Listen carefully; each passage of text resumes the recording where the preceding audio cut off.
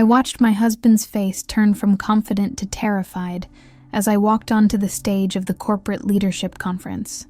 The expression on his mistress trying to sneak out of the back row was priceless. But the shocked gasps from an entire board of directors when they began to realize their chief strategy officer had been orchestrating corporate crimes for over 3 years was the true winning moment of my 4-month investigation. The look of complete loss of control on Michael's face as I connected the dots between his affair and their corporate scheme in front of 500 people, that's the image I will never forget. And the loud shouts of outrage as their entire professional world collapsed in front of all those technology executives. But I'm getting ahead of myself. Let me take you back to the very start and explain how a single late-night LinkedIn notification led me to discover an affair, corporate espionage, stock fraud, and a multi-million-dollar fraud scheme, all using nothing else but the power of social media pattern recognition and some old-fashioned detective work that anyone could do if they paid close enough attention to digital footprints. I never thought I'd become a corporate whistleblower or digital forensic expert. Not in a million years. If you told me 6 months ago I'd be exposing my own husband's illicit affair and business crimes in a planned public ambush, I'd have laughed in your face. But here I am. And even when I started suspecting something was off with him, I never could have dreamed where this digital rabbit hole would eventually lead me, or how it would completely transform not just my marriage, but an entire company's future and my own professional identity. My entire world was turned upside down in an instant by a simple notification on my phone. That's all it took. One notification at a suspicious time. How many of us see notifications each day and simply swish them away? Dozens, if not more, every day. But sometimes that one tiny alert is precisely the little thread that you need to pull to unravel something massively sinister hiding in plain sight all along. My name is Rebecca Bennett, or maybe it is not anymore. Still need to decide if I want to continue with his last name or start fresh with my maiden name. Until just a few months ago, I was a content marketing director at a tech PR firm with a successful career, but still always in the shadow of my highly accomplished husband, Michael Bennett, Chief Strategy Officer at Meridian Technologies. You've probably heard of them. Billion-dollar valuation, leading the cutting edge in areas of cybersecurity and artificial intelligence for financial institutions, with about 400 employees, but growing every month through aggressive, smart acquisitions of smaller startups. Michael's specialty was finding undervalued tech companies and securing them at bargain prices. At least that's what he always bragged to our inner circle of friends during dinner parties at our perfectly decorated home. 15 years of marriage. 15 years with someone you thought you knew inside and out. We met in college attending Northwestern University. I was studying international communications, and he was already focused on becoming a finance and strategy executive. There was always an intensity, a drive in Michael that attracted me from our first meeting at a campus networking event. His focus and ambition were unmatched.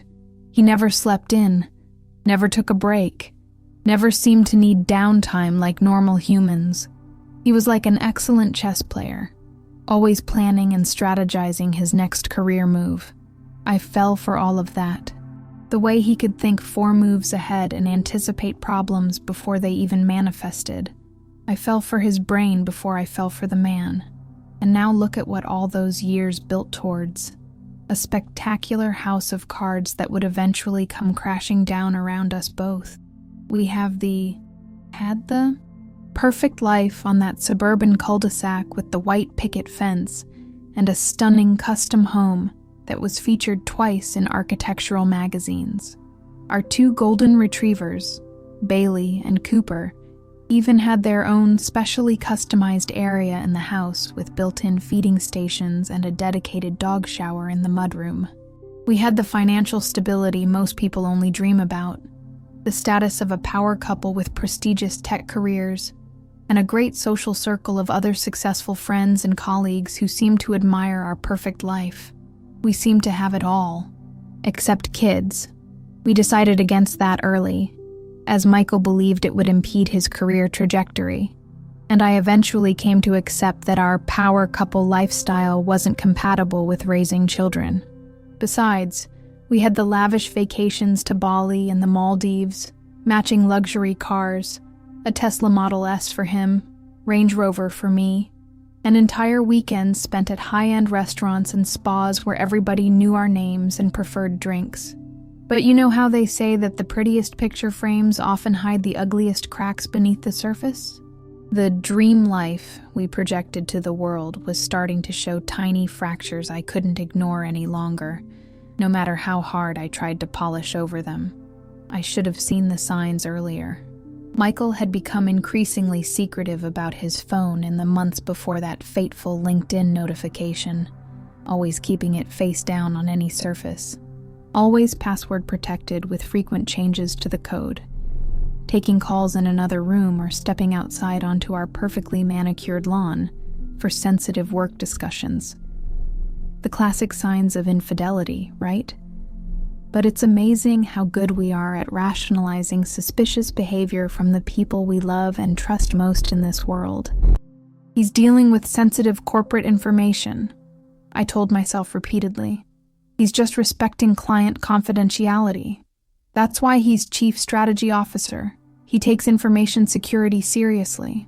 The excuses I made for him now seem so laughable, so painfully obvious in hindsight.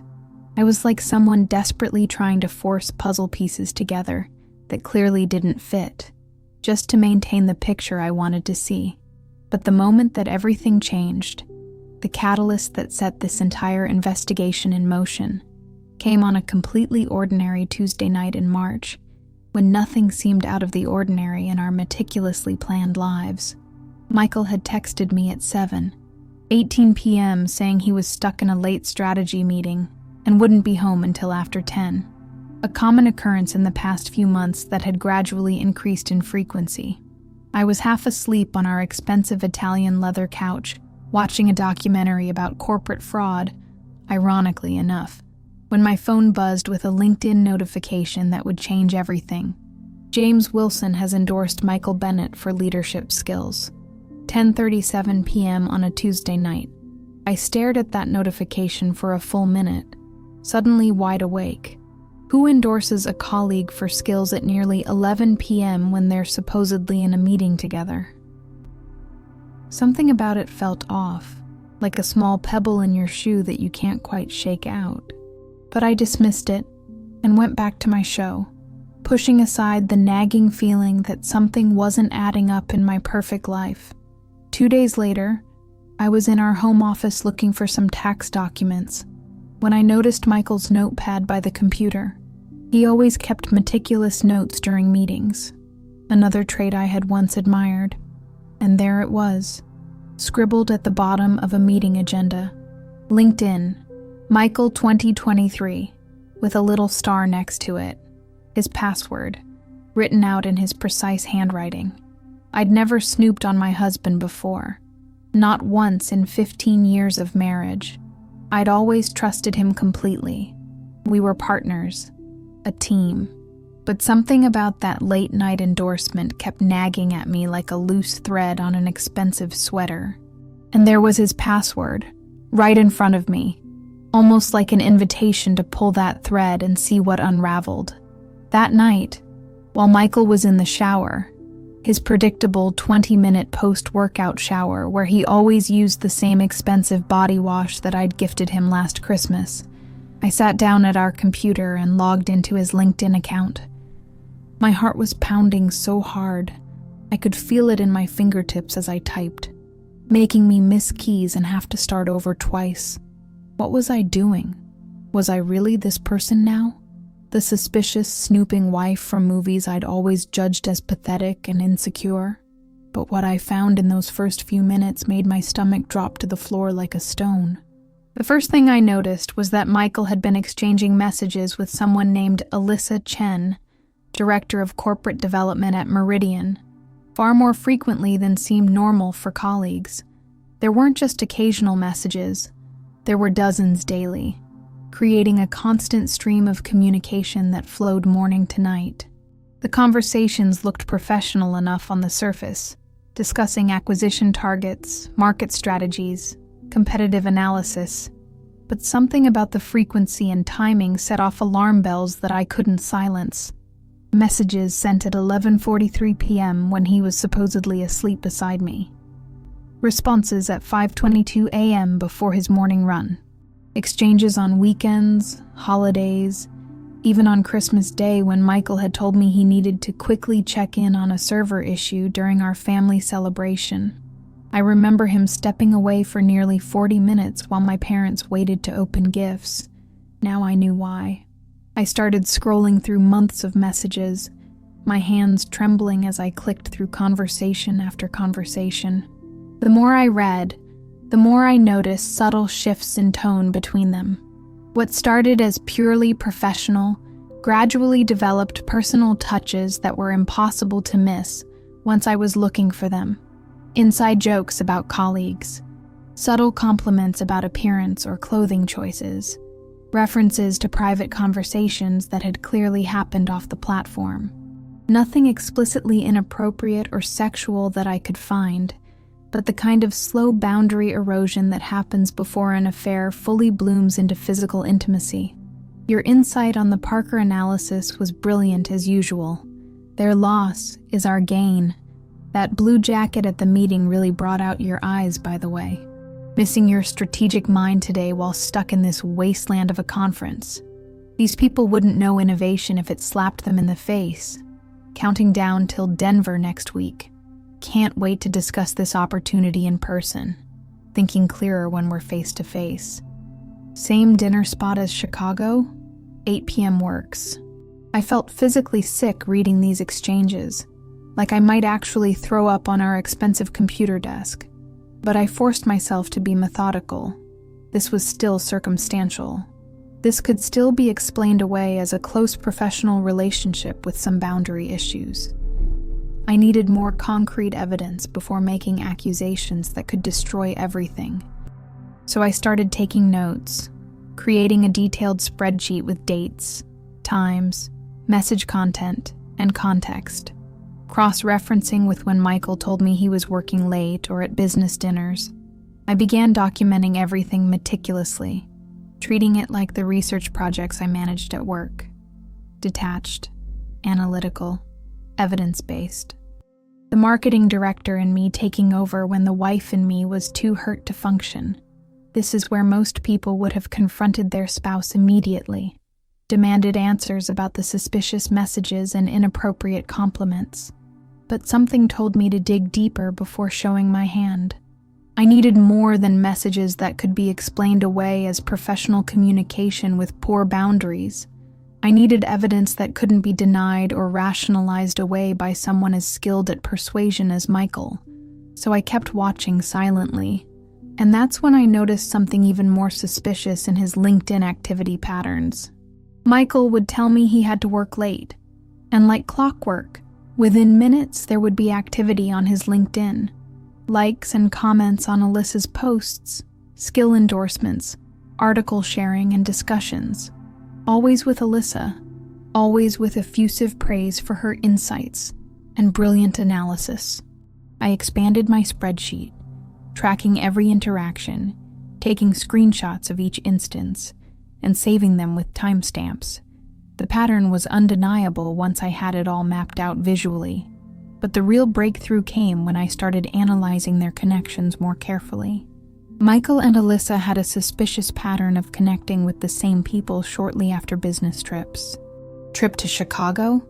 Suddenly they both had new connections from the same 3 companies there, often added within hours of each other. Conference in Atlanta? Same pattern with local executives.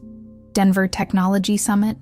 Identical new connection patterns from attendees. That's when it hit me like a thunderbolt.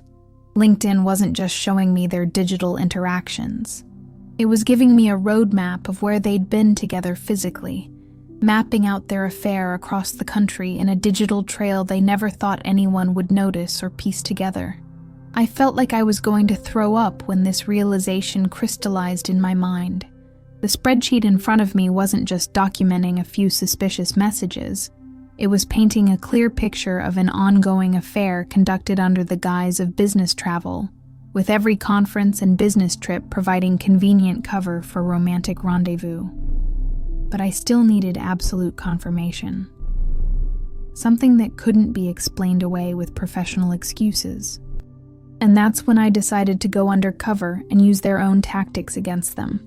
I created a fake LinkedIn profile with meticulous attention to detail.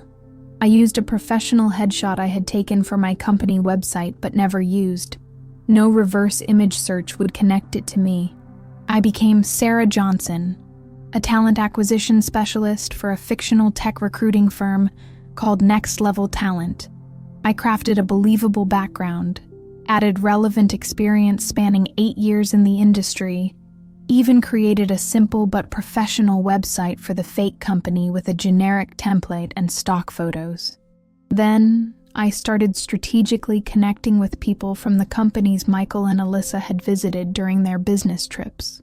My hands were shaking, and my heart racing as I sent my first investigative message to a sales manager at the Ritz-Carlton in Denver, where Michael had supposedly gone for a solo business trip just 3 weeks earlier. He'd been gone for 3 days, claiming he needed to meet with potential acquisition targets and would be in meetings most of the time, too busy even for our usual evening phone call. With carefully crafted questions about potentially hosting a corporate event for my clients, I casually mentioned I'd heard great things about their service from colleagues at Meridian Technologies, who had stayed there recently, fishing for confirmation. The reply came within hours and hit me like a physical blow. "Thank you for your interest, Ms. Johnson. Yes, we pride ourselves on our executive accommodations and personalized service. Mr. Bennett and Ms. Chen were particularly complimentary about our penthouse suite last month, especially the private terrace with mountain views where they enjoyed the champagne and chocolate-covered strawberries package. They even sent a handwritten thank you note afterward, which is rare these days. I'd be happy to arrange a similar experience for your clients and discuss our corporate event packages." I stared at the screen, unable to breathe, feeling like someone had punched me directly in the chest. There it was in black and white from an unbiased source who had no reason to lie. Michael hadn't gone alone. They had shared the penthouse suite, with champagne and strawberries, the exact same romantic package he had once ordered for our anniversary. I printed the message and added it to my growing file of evidence, my hands shaking so badly I could barely operate the mouse, tears blurring my vision. 15 years of marriage, 15 years of trust and building a life together, gone in an instant with a single LinkedIn message from a helpful hotel employee who had no idea he was destroying my world. I spent that night alternating between sobbing uncontrollably into a pillow so the neighbors wouldn't hear, and feeling completely numb, like I was watching someone else's life fall apart.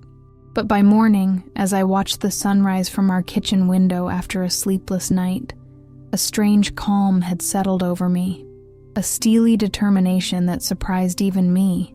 I wasn't just going to confront him with what I knew about the affair.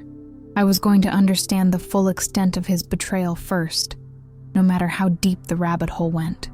But what I discovered next took this investigation in a direction I never could have anticipated in my wildest imagination. And this is where you really need to pay attention, because the affair was just the tip of a very dark iceberg. While tracking their business trips through their LinkedIn connections, I started noticing another pattern that seemed odd. Michael and Alyssa frequently connected with executives from 5 specific companies over the past year. All were small to mid-sized tech firms specializing in cybersecurity, AI, and financial technology. All areas that complemented Meridian's business portfolio perfectly. At first, I thought nothing of it, just potential acquisition targets, standard business development strategy. But then I noticed something strange in the timing. Within weeks after meetings with Michael and Alyssa, key executives from these companies would suddenly update their LinkedIn profiles to show they had left their positions, often with vague explanations like seeking new opportunities or taking time for personal projects. And within a month or two after these executives' departures, Meridian would announce they were acquiring these companies, usually at stock prices far below what industry analysts had valued them at previously. Once is coincidence, twice is suspicious. 5 times in 18 months is a pattern that couldn't be ignored. I began searching financial news and industry publications about these acquisitions, diving deep into analyst reports and stock filings. Industry analysts were often surprised at how Meridian had secured these promising companies at such favorable terms and significantly below market valuation. One financial blogger called it either incredible negotiation skills or extremely distressed sellers making panic moves. That's when I realized what might be happening beneath the surface. This wasn't just an affair. Michael and Alyssa weren't just sleeping together on business trips and betraying my trust. They were identifying acquisition targets, somehow forcing out key executives who would fight for proper valuations, and then helping Meridian acquire the companies at bargain prices when they lacked leadership to negotiate effectively. It was corporate predation hiding behind romantic betrayal. I needed to know more. This was bigger than a cheating husband and destroyed marriage. This was potential corporate fraud affecting hundreds of employees and shareholders, and the stakes were suddenly much higher than my personal heartbreak. I took the biggest risk of my investigation.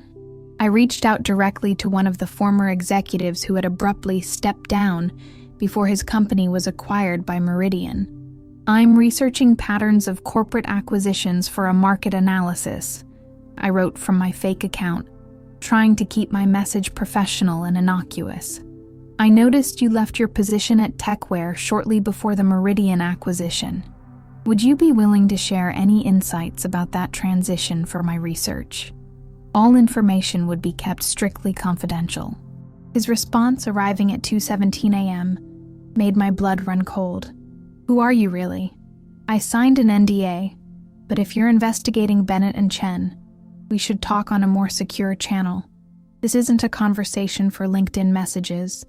2 days later, I was sitting in a coffee shop 20 miles from home, wearing sunglasses and a hat I'd never worn before, my heart pounding as David Harmon, former CTO of Techware, walked in.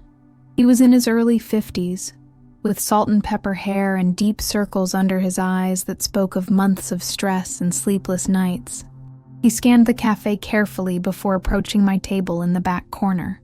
"I shouldn't be talking to you," were his first words as he sat down, not even ordering a drink. "But something needs to be done about those two before they destroy more companies and lives." Over the next hour, he told me a story that made my marital concerns seem almost trivial by comparison. Michael and Alyssa had approached him with evidence of supposed personal misconduct, entirely fabricated evidence, and threatened to make it public unless he resigned quietly before the acquisition talks. "They had photos of me coming out of a hotel with a woman," he explained, his voice barely above a whisper despite the noisy cafe. "The woman was photoshopped in. A very professional job, but definitely fake. I was actually alone that day, visiting a client in Chicago, but the photos were convincing enough that my wife would have believed them. With my divorce still fresh and our custody arrangement for my kids still tentative, I couldn't risk it, so I resigned without a fight." His hands shook visibly as he showed me copies of the emails they had sent him. Emails sent from anonymous accounts, but which he was certain came from Michael and Alyssa, based on specific language patterns and inside knowledge. The specific knowledge of Techware's proprietary technology and financials, all pointed to inside information that only someone involved in acquisition talks would know. "After I left, there was no one to fight for proper valuation," he continued bitterly. "Our VP of engineering had just taken medical leave, and the board panicked without technical leadership to assess our true value and intellectual property worth. They sold to Meridian for about 60% of what the company was actually worth. Nearly 80 employees saw their stock options devalued overnight. I felt like I was in some kind of corporate espionage movie, not my real life. This couldn't be happening, but it was. And David Harmon wasn't the only victim of their scheme. Over the next 3 weeks, I tracked down 3 other executives with nearly identical stories that confirmed the pattern beyond any doubt. All had been pushed out using fabricated evidence of misconduct, either personal or professional. All had been threatened with exposure unless they resigned quietly, and all of their companies had subsequently been acquired by Meridian at suspiciously below-market prices after losing key leadership. One former CEO, Janet Winters, told me through tears how Michael had threatened to release doctored financial records that would make it appear she had been embezzling from her own company, a company she had built from nothing over 12 years. Another executive described how they created fake evidence of intellectual property theft that would have destroyed his reputation in the industry and possibly led to criminal charges if released, even though it was completely fabricated. I had stumbled onto something much bigger and more sinister than I ever expected when I first logged into Michael's LinkedIn account. My husband and his mistress weren't just cheaters. They were corporate predators using blackmail, intimidation, and fraud to force acquisitions that benefited Meridian's bottom line, and undoubtedly, their own bonuses and stock options worth millions. I spent the next 6 weeks building my case methodically, working late into the night after my day job, treating this like the most important project of my life, because it was. Screenshots of LinkedIn activity with timestamps, messages from hotel staff confirming their stays together, testimony from former executives, financial records showing the pattern of undervalued acquisitions and stock price manipulation. I created a detailed timeline showing how Michael and Alyssa's business trips aligned perfectly with executives stepping down and subsequent acquisitions announced weeks later. The evidence was overwhelming and damning, but what was I going to do with it all?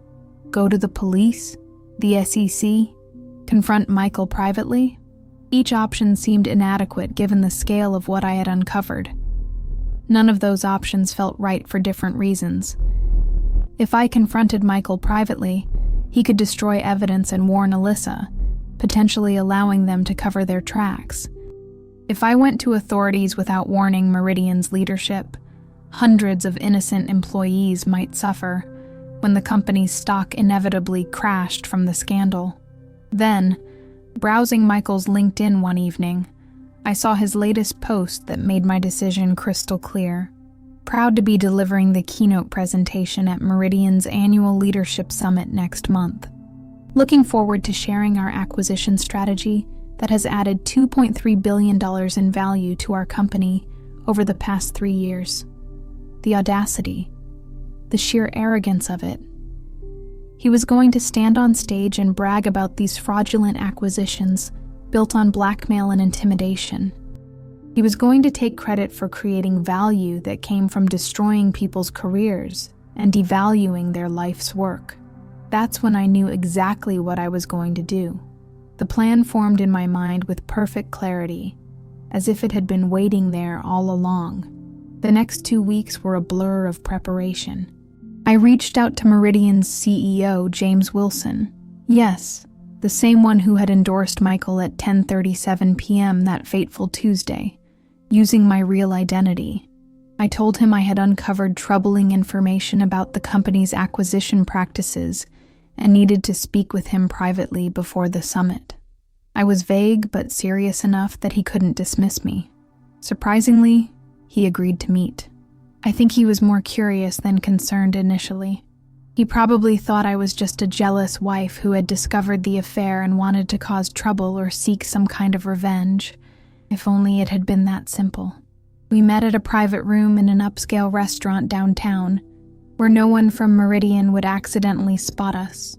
I arrived early, armed with a thumb drive and a 3-inch binder of meticulously organized evidence. By the time I finished walking him through everything I had discovered, the affair was just the introduction. The real substance was the pattern of forced resignations through blackmail and the subsequently undervalued acquisitions. The color had completely drained from his face. He looked physically ill. "I had no idea," he kept saying, flipping through the pages of evidence with shaking hands.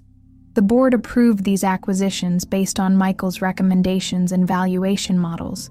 We thought we were just good negotiators getting deals in a down market. I never questioned, never thought to ask. He sat in stunned silence for several minutes after I finished my presentation, staring at the evidence spread across the table.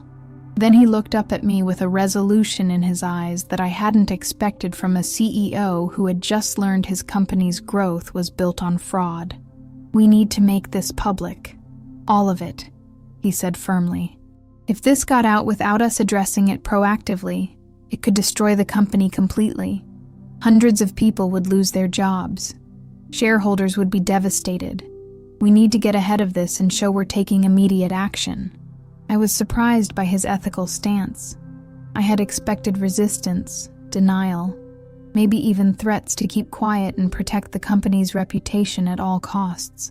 Instead, Wilson was already thinking about damage control and corporate responsibility in a way that impressed me.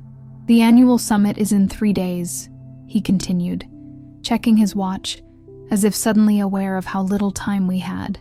"Every major player in the company will be there, along with industry analysts and press.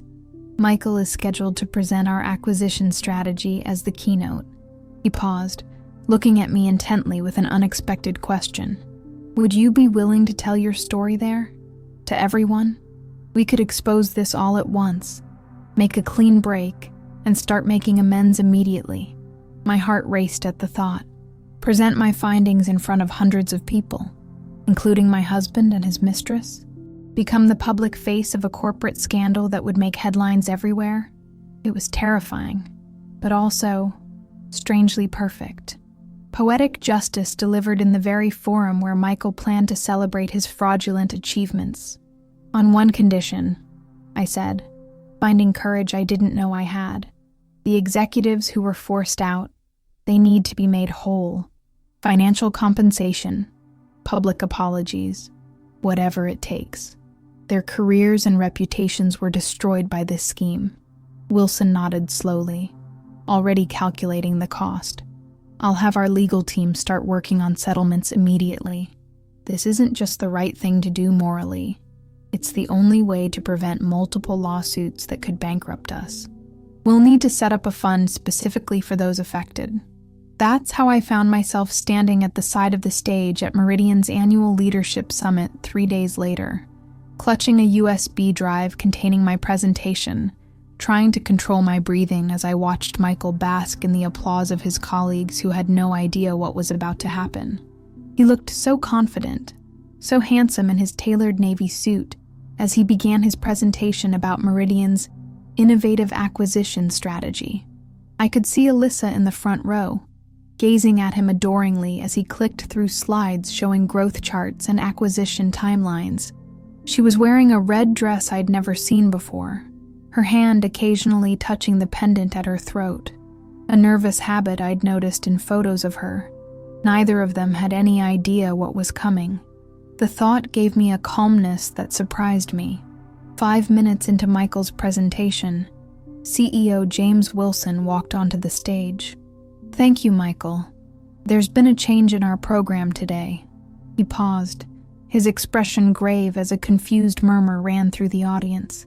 "I'd like to introduce someone who has an important perspective on our acquisition strategy that we all need to hear. Rebecca Bennett." The look of confusion on Michael's face quickly turned to shock, and then unmistakable fear, as I walked onto the stage in the charcoal gray suit I'd bought specifically for this moment. His eyes widened with recognition, then panic. I had never seen him so pale, so utterly blindsided.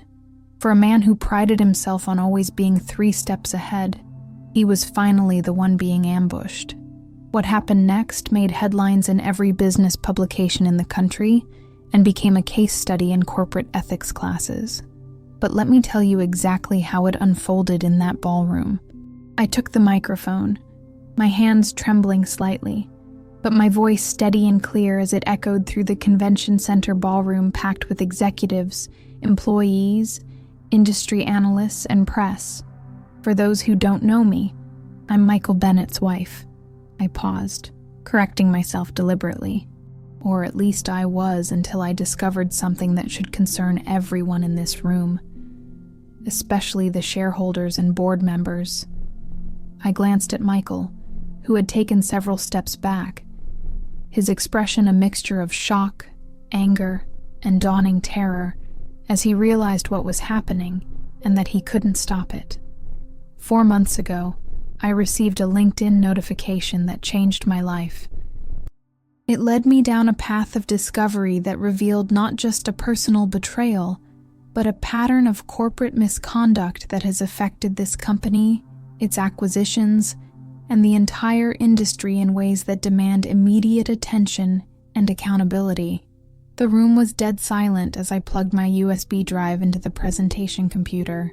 My first slide appeared, a detailed timeline showing Michael and Alyssa's business trips cross-referenced with their LinkedIn activity and subsequent company acquisitions, all meticulously documented with dates, times, and evidence. The next 20 minutes were the most intense of my life as I methodically laid out the evidence piece by piece. The affair was almost an afterthought compared to the corporate espionage and coercion. I showed screenshots, timelines, and testimonials from the executives who had been forced out through blackmail and threats. Michael tried to interrupt several times, his face flushed with anger, attempting to discredit me by claiming I was just a bitter wife making things up out of jealousy. But the evidence was overwhelming and spoke for itself. And when I played the recorded testimony from David Harmon, the former CTO who had been blackmailed with fabricated evidence, the room fell completely silent. You could have heard a pin drop as his voice described exactly how Michael and Alyssa had threatened him with fake photos to force his resignation. I'll never forget the moment when I turned to Michael, who was now ashen-faced and sweating profusely, no longer trying to interrupt, and said, "You didn't just betray our marriage. You betrayed every principle of ethical business leadership, and you did it for power, money, and her." I pointed to Alyssa, who was frantically gathering her things, trying to leave as all eyes turned to her. But security was already at the doors. CEO Wilson had anticipated their reaction and made sure they couldn't escape the consequences of what they'd done. 2 security guards stood by each exit, a clear message that no one was leaving until this was finished. As I concluded my presentation, showing the financial impact of these fraudulent acquisitions on employee stock options and company valuation, the room erupted in chaos. Board members were huddled together in urgent discussion, some on phones, others furiously taking notes. Press members who had been invited to cover the summit were frantically making calls and typing on laptops. And Michael and Alyssa were being escorted from the room by security, both protesting loudly about defamation and threatening lawsuits that would never materialize given the evidence. The aftermath was swift and far-reaching, beyond anything I could have anticipated. Michael and Alyssa were placed on immediate administrative leave, while internal and external investigations began. The SEC opened a formal investigation the following week after Meridian self-reported the potential violations. Meridian's stock took a significant hit initially, dropping nearly 30% in 2 days, but Wilson's transparent handling of the crisis, including reaching out to the affected former executives with settlement offers and creating a restitution fund, ultimately saved the company from worse damage. Within 6 months, they had recovered most of their market value. The press had a field day, of course. Corporate wife turns whistleblower. LinkedIn detective exposes tech fraud. The digital trail, how social media exposed corporate conspiracy. I declined all interview requests, despite offers that reached 6 figures from major networks and streaming platforms wanting to create documentaries. I didn't want fame or attention. I just wanted justice and to rebuild my life. As for my personal life, the divorce was finalized 3 months later in record time. I kept the house, half of our assets, and received a settlement that reflected the special circumstances of our separation, as my lawyer delicately put it. Michael didn't contest anything. He was too busy dealing with the criminal investigation and mounting legal fees to fight me on material possessions. But the most surprising outcome was the job offer from Meridian's board of directors. They wanted me to lead a new division focused on corporate ethics and compliance. Someone with your attention to detail, analytical skills, and ethical compass is exactly what this company needs right now. Wilson told me during a private dinner where he extended the offer with a salary that doubled what I was making at my marketing job. You found what a team of auditors and executives missed. We need that kind of vigilance institutionalized. I accepted the position last month after careful consideration. My first project, reviewing all acquisitions from the past 5 years and making things right with the companies and executives who were wronged. It's challenging work, but deeply satisfying to help restore what Michael and Alyssa tried to destroy, and to transform a toxic corporate culture into something more transparent and ethical. Michael and Alyssa are both facing federal charges for securities fraud, corporate espionage, and blackmail. Last I heard, they were trying to negotiate plea deals, but the evidence against them is substantial and growing as more victims come forward. Their careers in the corporate world are effectively over, regardless of the legal outcomes. No amount of LinkedIn profile optimization can recover from this kind of scandal. Sometimes I still can't believe how a single LinkedIn notification at 10:37 p.m. on a Tuesday night led me down this path. From suspicious wife to corporate whistleblower to ethics director, life really does take unexpected turns when you least expect them. If there's one lesson I've learned from all this, it's that your instincts are usually right. That little voice that tells you something isn't adding up, listen to it. That odd feeling when something seems off, don't ignore it. Investigate. Keep pulling on the thread until you find the truth, even if it's not the truth you were looking for or wanted to find. And remember that in today's digital world, there's no such thing as a perfect crime. Every action leaves a trace, a digital footprint that can be followed by anyone determined enough to find it. Michael was brilliant at corporate strategy and manipulation, but he never considered that his LinkedIn activity would create a map of his misconduct that I could follow. The only mistake he made was underestimating the woman who knew how to read every move, because she had once believed in all of them.